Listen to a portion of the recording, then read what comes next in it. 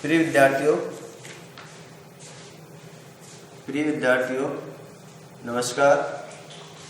कल हमने आचार्य रामचंद्र शुक्ल के निबंध के बारे में थोड़ी जानकारी प्राप्त की थी और आचार्य रामचंद्र शुक्ल का जीवन परिचय और उनकी कृतियों के बारे में अध्ययन किया था। और आचार्य रामचंद्र शुक्ल जो है हिंदी साहित्य के आलोचना के क्षेत्र में और निबंध के क्षेत्र में वो अपना अग्रणी स्थान रखते हैं और उन्होंने मनोवैज्ञानिक जो निबंध है लिखने की जो है शुरुआत उनके द्वारा की गई या उसको ऊंचाइयों पर लेके गए।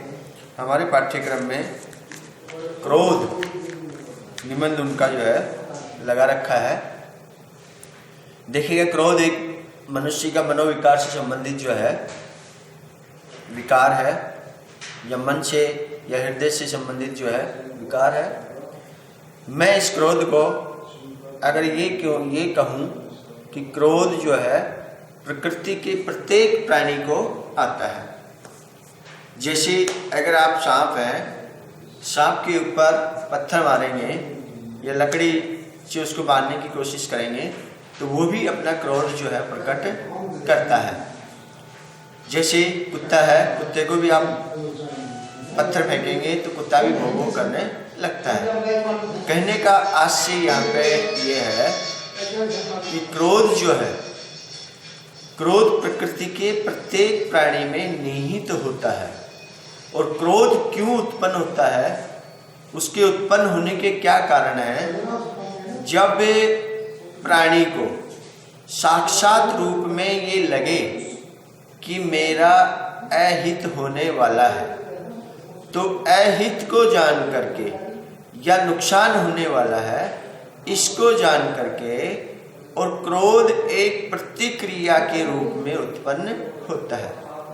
यानी क्रोध के पीछे विभिन्न जो है कारण होते हैं और उन कारणों के जनित क्रोध उत्पन्न होता है। आचार्य रामचंद्र शुक्ल ने इस क्रोध निबंध में इन्हीं सब बातों को लेकर के अपने विचार प्रकट किए हैं। निबंध लिखा है, क्रोध दुख के चेतन कारण के साक्षात्कार या अनुमान से उत्पन्न होता है। यहाँ पर क्रोध के उत्पन्न होने का कारण बताया गया है। क्रोध जो है वो उत्पन्न क्यों होता है। आचार्य रामचंद्र शुक्ल ने पहली ही पंक्ति में ये बताया है कि क्रोध दुख के, यानी क्रोध आपको जब उत्पन्न हो रहा है, जब आपको लगेगा कि फलाना जो है उससे मुझे दुख पहुंचा है, तो क्रोध दुख के चेतन कारण के साक्षात्कार या अनुमान से उत्पन्न होता है। आप इसको यहाँ ऐसे भी मान सकते हैं कि कोई व्यक्ति जो है आपसे उससे कोई कहा सुनी होती है या कोई लड़ाई हो जाती है तो फिर आपके मनोमस्तिष्क में उस व्यक्ति के प्रति एक धारणा बन जाती है। और वो जब धारणा बनती है तो आपको ये लगता है कि ये व्यक्ति मुझे कहीं ना कहीं जो है दुख पहुंचा सकता है।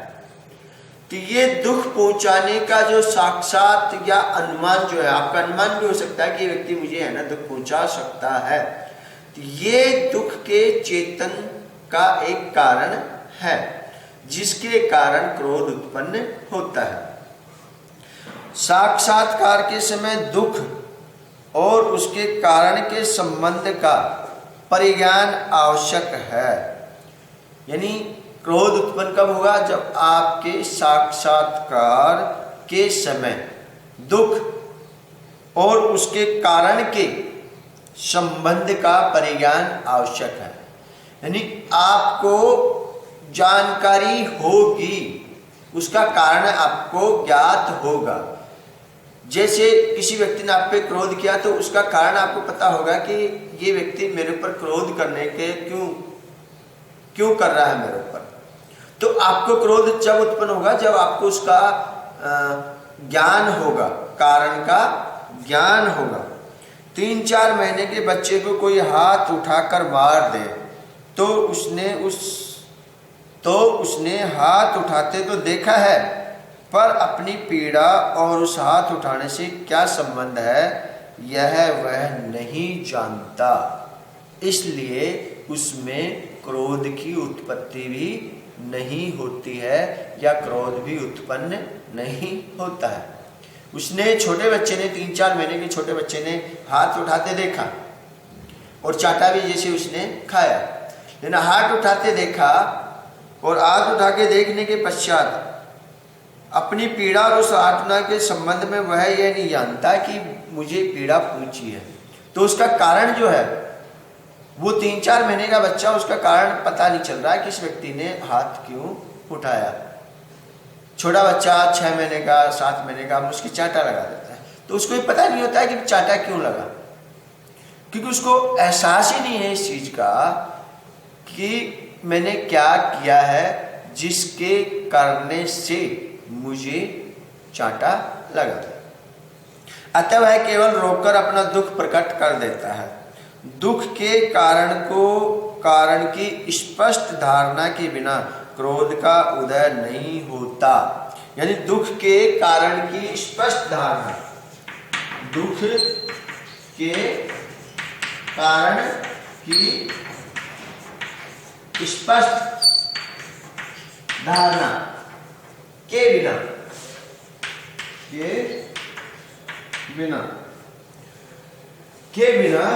क्रोध उत्पन्न नहीं होता। इसका मतलब क्या है कि दुख के कारण की स्पष्ट धारणा होनी चाहिए। अगर दुख के कारण की स्पष्ट धारणा नहीं है तो क्रोध उत्पन्न नहीं होगा। दुख के सज्ञान कारण पर प्रबल प्रभाव डालने में प्रवृत्त करने वाला मनोविकार होने के कारण क्रोध का आविर्भाव बहुत पहले देखा जाता है। शिशु अपनी माता की आकृति से परिचित हो जाने पर जो ही यह जान जाता है कि दूध इसी से मिलता है, भूखा होने पर वह उसे देखते ही अपने रोने में कुछ क्रोध का आभास देने लगता है। सामाजिक जीवन में क्रोध की जरूरत बराबर पड़ती है। देखिएगा हमारे यहाँ ज़्यादातर ये माना जाता है कि क्रोध एक जो है मनुष्य की दुर्बलता है या क्रोध जो है मनुष्य की एक बुराई है। लेकिन आचार्य रामचंद्र शुक्ल ने इस निबंध में क्रोध की आवश्यकता को भी सिद्ध किया है कि क्रोध क्यों आवश्यक है। क्रोध करना आपके लिए केवल हानि मात्र ही नहीं है, वह आपके लिए लाभदायक भी है। यानी क्रोध को शुक्ल ने लाभदायक भी बताया है। तो सामान्य जीवन में क्रोध की जरूरत बराबर पड़ती है। यदि क्रोध न हो तो मनुष्य दूसरों के द्वारा पहुंचाए जाने वाले बहुत से कष्टों की चिर निवृत्ति का उपाय ही न कर सके। इन क्रोध की क्यों आवश्यकता है कि आपको जो दुख पहुंचाने का प्रयास कर रहा है, आपको जो दुख पहुंचाने का प्रयास कर रहा है उसका आप समाधान नहीं कर सकते, इसलिए क्रोध जीवन में आवश्यक है। जब आपको पता चल जाता है कि ये दुख पहुंचाने का चेष्टा कर रहा है तो आप उसके समाधान करने की कोशिश भी करेंगे। इसलिए सामाजिक जीवन में क्रोध की आवश्यकता है या क्रोध हमारे लिए लाभदायक भी होता है, हानिकारक भी होता है। क्रोध करना जीवन की एक बुराई भी है क्रोध करना, लेकिन क्रोध करना जीवन की एक अच्छाई भी है। हमें पता चल जाता है कि भाई इनके कारण हमें दुख पहुंचने वाला है, तो उस दुख पहुंचने से पहले ही हम उसका जो है निवारण अगर कर लेते हैं तो वो फिर हमारे लिए क्या है, लाभदायक हो जाता है। कोई मनुष्य किसी दुष्ट के नित्य 2-4 प्रहार सहता है, यदि उसने क्रोध का विकास नहीं हुआ तो वह केवल आ हूं करेगा, जिसका उस दुष्ट पर कोई प्रभाव नहीं पड़ेगा। उस दुष्ट के हृदय में विवेक, दया आदि उत्पन्न करने में बहुत समय लगेगा। संसार किसी को इतना समय ऐसे छोटे छोटे कामों के लिए नहीं दे सकता। भयभीत होकर प्राणी अपनी रक्षा कभी कभी कर लेता है, पर समाज में इस प्रकार प्राप्त दुख निवृत्ति चिर स्थायिनी नहीं होती। हमारे कहने का अभिप्राय यह नहीं है कि क्रोध के समय क्रोध करने वाले के मन में सदा भावी कष्ट से बचने का उद्देश्य रहता है। कहने का तात्पर्य केवल इतना ही है कि चेतन सृष्टि के भीतर क्रोध का विधान इसलिए है। जिसने एक बार दुख पहुंचा पर उसके दोहराए जाने की संभावना कुछ भी नहीं है। जो कष्ट पहुंचाया जाता है वह प्रतिकार मात्र है, उसमें रक्षा की भावना कुछ भी नहीं रहती। अधिकतर क्रोध इसी अर्थ में देखा जाता है, यानी अधिकतर क्रोध जो है इसी अर्थ में देखा जाता है। एक दूसरे से अपरिचित दो आदमी रेल पर चले जा रहे हैं, उनमें से एक की आगे ही के स्टेशन पर उतरना है। स्टेशन पर पहुंचते पहुंचते बात ही बातों में एक ने दूसरे को एक तमाचा जड़ दिया। बातों ही बातों में तमाचा जड़ दिया। देखो आचार्य रामचंद्र शुक्ल जी के बारे में मैंने आपको कल भी बताया था, कल के अध्ययन में, कि वो अपनी बात को उदाहरणों के माध्यम से स्पष्ट करते हुए चलते हैं। और यहाँ भी जो है दो यात्री ट्रेन में जो है सफर कर रहे हैं और दोनों के आपस में बातचीत होती है। बातों बातों में एक यात्री दूसरे यात्री के ऊपर तमंचा जड़ देता है, थप्पड़ लगा देता है, जबकि एक अगला यात्री उससे अगले वाले स्टेशन पे उतरने वाला है, यानी उसकी यात्रा खत्म होने वाली है। जब दूसरा भी यदि उतरते उतरते उसे एक तमाचा लगा दे तो यह उसका बदला या प्रतिकार ही कहा जाएगा, क्योंकि उसे फिर उस व्यक्ति के तमाचे खाने का कुछ भी निश्चय नहीं था। जहां और दुख पहुंचने की कुछ भी संभावना होगी वहीं शुद्ध प्रतिकार न होगा, उसमें स्वयं रक्षा की भावना भी मिली होगी। हमारा पड़ोसी कई दिनों से नित्य आकर हमें दो चार टेढ़ी सीधी सुना जाता है। यदि हम एक दिन उसे पकड़ कर पीट दें तो हमारा यह क्रम शुद्ध प्रतिकार न कहलाएगा, क्योंकि हमारी दृष्टि नित्य गालियां सहने के दुख से बचने के परिणाम की ओर भी समझी जाएंगी। इन दोनों दृष्टांतों को ध्यान से देखने पर पता लगेगा कि दुख से उद्विग्न होकर दुखदाता को कष्ट पहुंचाने की प्रवृत्ति दोनों में है, पर एक में वह परिणाम आदि का विचार बिल्कुल छोड़े हुए है और दूसरे में कुछ लिए हुए है। इनमें से पहले दृष्टांत का क्रोध उपयोगी नहीं दिखाई पड़ता, क्योंकि वो अगले स्टेशन पर उतरने वाला है और वो जो क्रोध था वो वहीं समाप्त होने वाला है, और वो दोनों क्या है, एक दूसरे से अपरिचित है। लेकिन पड़ोसी और आप जो है वो क्या है, परिचित है, नित्य आपको वहीं आमने सामने रहना है। तो वहां एक पड़ोसी के द्वारा दूसरे पड़ोसी का प्रतिकार करना शुद्ध प्रतिकार की श्रेणी में माना जाएगा, लेकिन उस रेल यात्री का जो है प्रतिकार जो है वो उस श्रेणी में नहीं माना जाएगा। पर क्रोध करने वाले के पक्ष में उसका उपयोग चाहे न हो, परलोक के भीतर वह बिल्कुल खाली नहीं जाता। दुख पहुंचाने से हमें फिर दुख पहुंचाने का डर न सही, पर समाज को तो है इससे उसे उचित दंड देने से पहले तो उसी की शिक्षा या भलाई हो जाती है। फिर समाज के और लोगों के बचाव का बीज भी बो दिया जाता है। यहाँ पर भी वही बात है कि क्रोध के समय लोगों के मन में लोक कल्याण की व्यापक भावना सदा नहीं रहती।